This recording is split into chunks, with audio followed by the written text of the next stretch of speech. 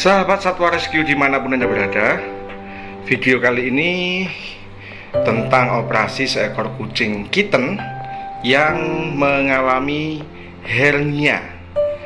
Jadi video kali ini tidak akan membahas tentang cara operasinya, tetapi kita akan membahas edukasi yang harus diketahui, informasi yang harus diketahui oleh cat lover semua terkait benjolan-benjolan, apa itu abses atau itu hernia, dan ketika hernianya hernia yang mana, serta apa yang harus dilakukan oleh cat lover rescue semua.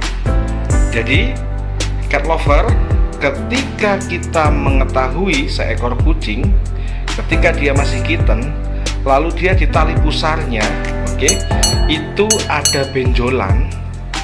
Nah, benjolan ini kalau kita raba seperti ada massa usus, lalu ketika kita tekan ke dalam dia menghilang seperti ini, dan ketika kita tekan lagi, lalu seperti ada lubang di dalam, maka ini adalah hernia.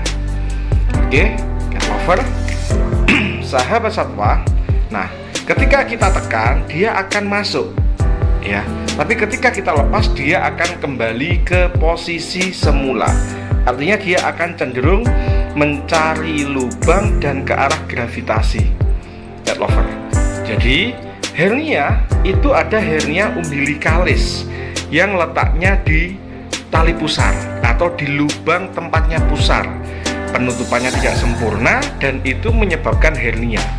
Ketika hernia ini tidak dioperasi sejak kecil, artinya memang menunggu untuk berat badannya normal, maka lubang hernia atau annulus hernialis atau cincin hernia dia akan semakin besar, sehingga tekanan dari dalam abdomen atau dari dalam rongga perut akan semakin besar, maka hernianya pun juga akan semakin besar. Cat lover ini ketika kita tekan, maka hernia ini akan masuk. Tapi ketika kita lepas, dia akan kembali. Berbeda dengan abses. Ketika abses, infeksi di dalam atau di bawah lapisan kulit, ketika kita tekan, dia akan tetap berbentuk bulat. Dia tidak akan hilang. Karena prinsipnya abses adalah timbunan massa cairan yang ada di dalam kulit dan dia tidak ada lubang. Dia ketika kita tekan dia akan tetap termampatkan. Sahabat satwa semua. Lalu ada diafragma yang sangat sulit ditangani ketika diafragmatika atau hernia diafragmatika, di mana diafragma yang memisahkan torak atau rongga dada dengan rongga abdomen atau rongga perut ini terlubangi, sehingga usus ini masuk ke saluran nafas, ke paru-paru, ke rongga dada lebih tepatnya. Sehingga ciri-ciri yang ada adalah kucing cenderung nafasnya terengah-engah. Bisa dideteksi melalui X-ray, bisa dideteksi melalui USG. Lalu yang cukup sulit ketika hernia ini ada di selangkangan.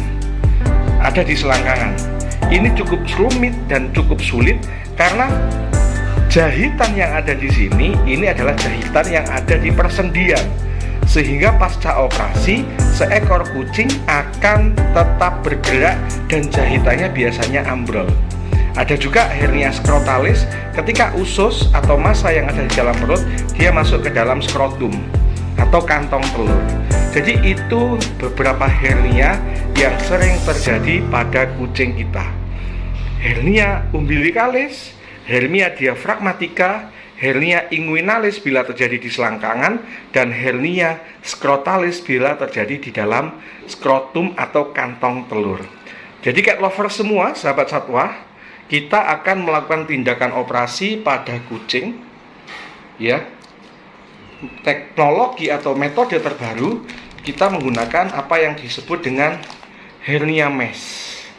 Hernia mesh ini nanti kita sesuaikan. Ini digunakan untuk mengganjal atau menambal lubang hernia supaya lebih kuat dan tidak hanya mengandalkan jahitan. Pada human atau pada manusia juga sudah sering atau lazim digunakan. Maka kucing ini akan segera kita tangani.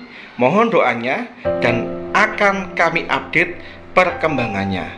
Demi kode etik yang mengatur kedokteran hewan, maka proses operasi tidak akan kita tayangkan. Yang terpenting adalah edukasi bagaimana cat lover bisa membedakan mana itu hernia, mana itu abses, dan apa yang harus dilakukan. Kita lanjutkan. Bila cat lover merebahkan, istilahnya rebah dorsal, atau menelantangkan pasien yang terindikasi hernia, maka dia secara insting ketika kita tekan, maka hernia ini akan hilang. Kemanakah dia? Dia masuk ke lubang abdomen. Oke? Tetapi bila ini bukan hernia, ketika ini abses atau pseudomycetoma atau yang lain, maka ketika ditekan maka dia akan keras. Ketika ditekan dia akan berbentuk cairan dan mampat. Itu bukan hernia. Kalau hernia ketika kita balik ya, direbahkan agar gaya gravitasinya itu ke arah punggung, maka pasti bila hernia dia akan kembali rata. Artinya secara insting dia, ini kita tahu ini namanya lubang ini ya. Ini adalah annulus hernialis atau cincin hernia. Ini nanti yang akan kita tutup, cat lover semua. Oke, mohon doanya semoga operasinya berjalan dengan baik dan lancar. Oke, sahabat Satwa Rescue, jadi ini cincin hernianya sangat lebar, kira-kira 4 atau 5 cm gedenya, panjangnya ya. Ini 4 cm, ininya kira-kira 6 cm. Ini cukup lebar dan tentu akan sangat menyakitkan bagi seekor kucing kitten. Jadi memang ini sempat kita kontrol waktu itu, oke. Tapi karena memang BB-nya atau berat badannya masih terlalu kecil, maka kita menundanya. Jadi apakah nanti kita jadi menggunakan mesh hernia ini ya, atau tidak, kita bedah dulu. Siap.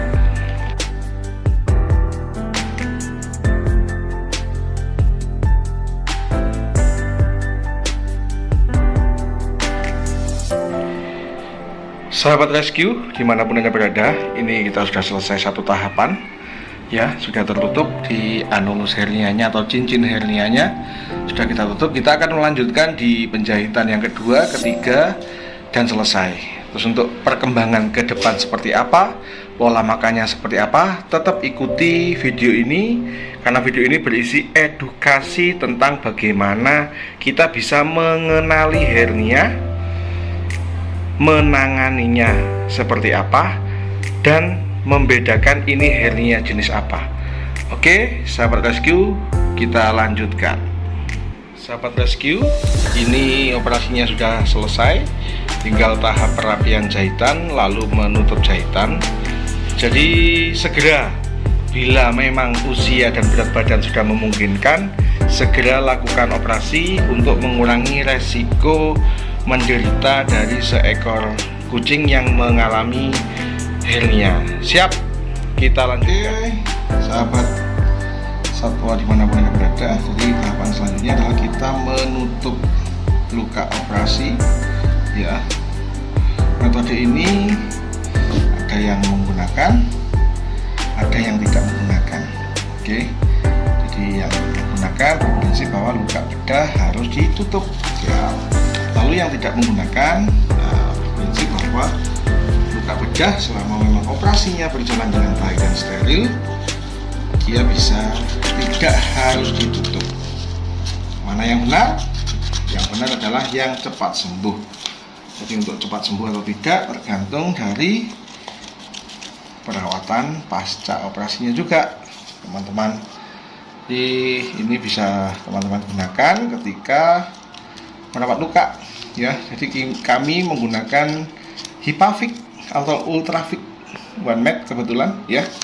Ini sangat kuat perlekatannya, tetapi dia halus banget, lembut banget. Oke, siap.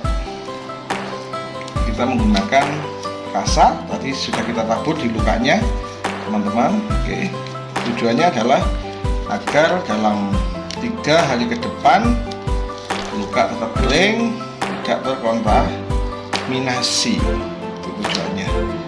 Oke, menggunakan Hipavik ya kawan-kawan. Kita tutupkan, siap. Oke.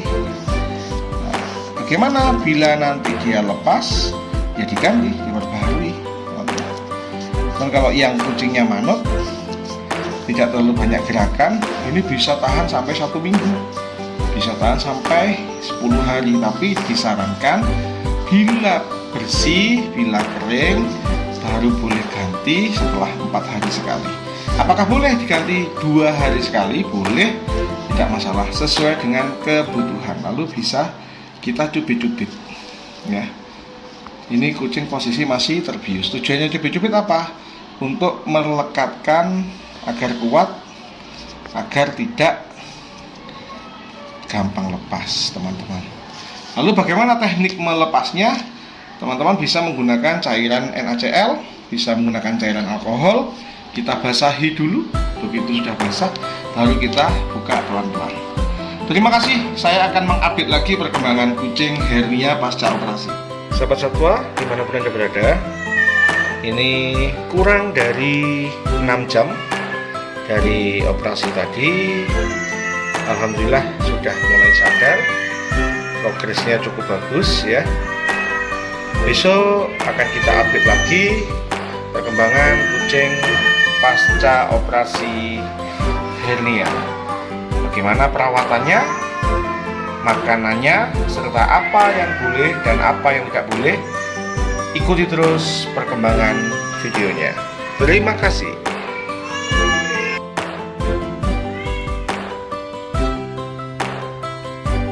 Ini lover terlalu lebar kolarnya, nanti dikecilin lagi biar tidak mengganggu pas minum ya. Ini yang kemarin operasi hernia sudah terpantau makan. Oke, siap update terus, ikuti perkembangan pasca operasi hernia.